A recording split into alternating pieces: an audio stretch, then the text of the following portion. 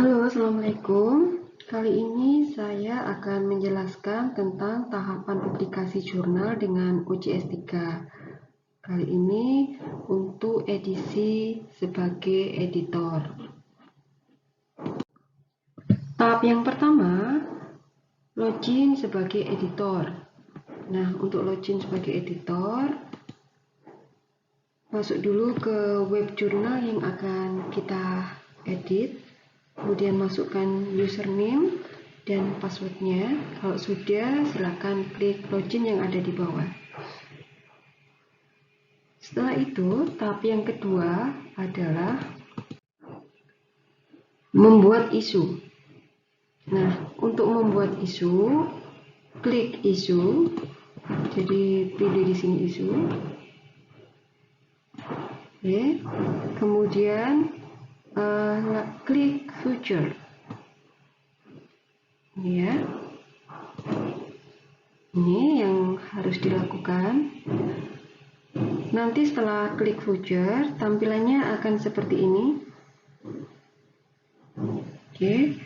Nah, setelah itu buatlah isu atau create issue. Ada di sini posisinya. Oke.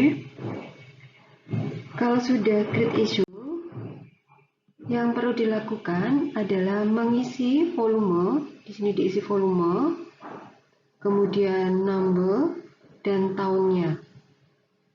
Untuk judul, kalau ingin memberikan nama identifikasinya, klik centang title ini. Tapi kalau misalnya tidak perlu diberikan nama, cukup volume, number, dan tahun, title-nya dihilangkan centangnya. Setelah itu, langkah selanjutnya adalah mengupload gambar file atau cover dari edisi tersebut. Kalau punya, silakan diupload. Kalau sudah semuanya dilakukan, klik save. Oke, kalau sudah, tahap ketiga adalah menerima tugas. Pada tahapan ini, yang dilakukan, pilih dulu submission, sini, lalu klik judul artikel. Jadi dipilih ada beberapa artikel, klik judul artikel yang akan kita edit ya.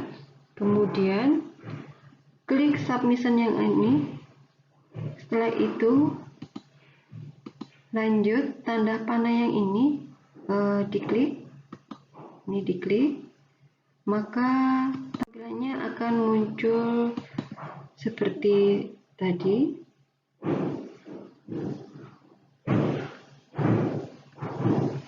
Nah, untuk selanjutnya, yang dilakukan pertama kali oleh editor adalah mendownload artikel, kemudian dibaca sekilas.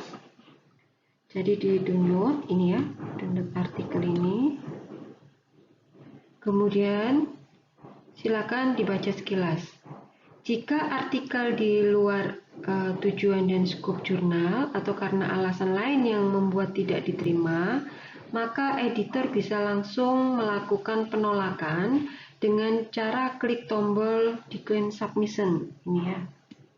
Kalau memang tidak cocok dengan aim dan skopnya jurnal, langsung decline submission. Baik. Nah, setelah itu editor in chief dapat mendelegasikan pekerjaan editorialnya selanjutnya kepada section editor. Jadi kalau mau mendelegasikan tugas, bisa menambahkan atau menugaskan untuk section editor dengan cara klik add pada blok partisipan atau di sini ya. Di sini diklik di partisipan ini, kemudian tambahkan section editor jika ingin menambahkan. Untuk tombol send to review, nah untuk tombol ini send to review, Ini digunakan jika artikel ini sudah sesuai dan sudah tidak melalui tahapan pre-review discussion. Jadi silakan klik send to review. Nah, nanti setelah send to review, ya, setelah download, tampilannya akan seperti ini. Pada bagian kanan ada 3 pilihan yang saya sebutkan tadi, bahwa ada send to review, kemudian ada proses copy editing, dan ada decline submission. Atau di sini disetujui dan langsung menghilangkan review, jadi tidak melalui tahapan review. Oke, itu yang ada di bagian kanan. Nah, kalau sudah melakukan itu, untuk lebih fokus dalam proses editing, digunakan section editor dengan cara klik add. Tadi ya yang dimaksud klik add di bagian partisipan. Untuk tahap 5, yaitu tahapan reviewer. Nah, untuk tahapan reviewer di sini, ini di tahapan reviewer, proses review bervariasi. Ada kalanya sebuah artikel direvisi oleh lebih dari satu review. Untuk contoh hanya dilakukan satu kali proses review. Jadi silakan ditambah di sini add reviewer jika ingin menambahkan berapa orang atau berapa reviewer yang nanti mereview artikel tersebut. Setelah dirasa cukup, editor dapat mengirimkan artikel pada reviewer. Klik send to reviewer. Ya, ini diklik send to reviewer. Oke. Nah, ini hasilnya. Nah, pada tahap ke-6 itu adalah section editor. Setelah selesai dilakukan proses review, artikel dikirimkan kembali ke section editor agar dapat membuat keputusan editorial, antara lain request revision, resubmit review, send to copy editing, decline submission. Apabila sudah tidak ada perbaikan, dikirim ke copy editor.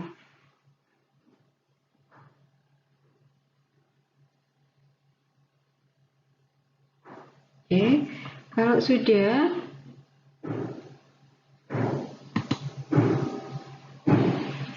ya, jadi di accept submission.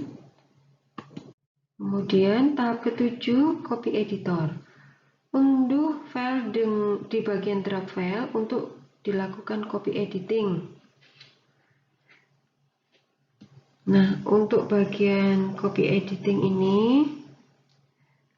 tadi di awal bisa ditambahkan di sini partisipannya sebagai section editor atau bagian untuk melihat draft yang sudah dikirimkan sudah sesuai atau tidak, sudah fix atau belum. Ini kalau sudah, klik tombol upload select file jika sudah diedit. Nah, di sini.